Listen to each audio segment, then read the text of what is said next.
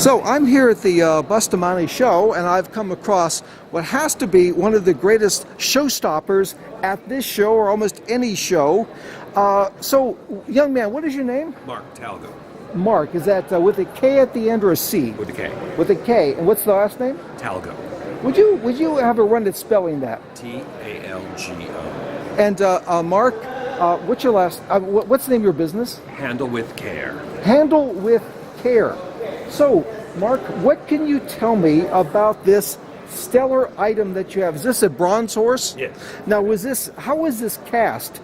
Did they make a mold of it, like some sort of a sand mold or a wax mold, or how do you think? I would believe so. Yes. Usually they're done that way. There's a mold, and then they cast the bronze into them. And when they did it, was there a seam? Was this like done in two different parts, and then they welded it together? Sometimes it is. But what is your theory about this one having?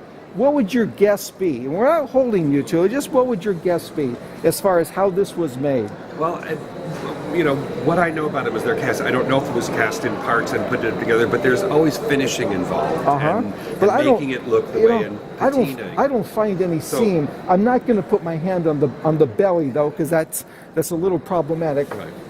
And I think it has to be. There has to be some parts that come together for it because of it's hollow, and so how would they cast it and not have anything? Oh, so it's inside? hollow, so it's probably pretty light.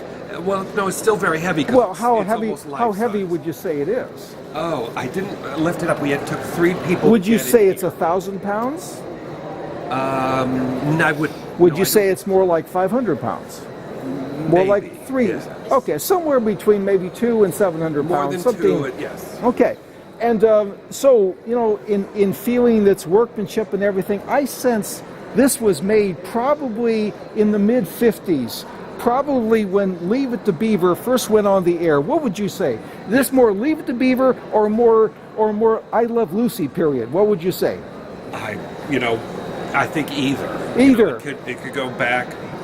And that's the hard thing to tell. If you don't, there's not a boundary mark that we can find and any way to date it except to see what's produced. So what country would you say this is from? That's another thing because there's boundaries here in the United States and there's boundaries in Europe and there's boundaries in Asia. Okay, so we'll say... That's another... Okay. Without any marking. And so, just as far as the metal, this is just straight bronze, or is there some other thing about it that makes it special or more distinctive?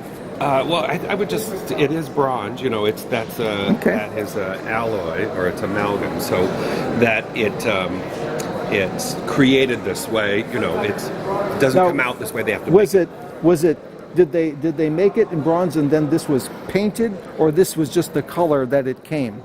It's the color that it is by age, and they patina it, not paint it. So they add the look to it. So when they patinaed it, what's the process involved in adding a patina to something? It's like painting, but it's not. It's a chemical, and it's... So it's some sort of a chemical that creates a reaction that gives it this color? Yes. So how much in hard, cold cash would it take to get this from your hot little hands today at the Bustamante show? There's the price. $4,500. Okay, so for $4,500, one could just walk away with this. Absolutely. And you would say this is about 4 3/4 feet tall, or how tall would you say it is? I think the measurement, it is 4 feet 9 inches long. 4 feet 9 inches long. Front to back. Okay, fantastic.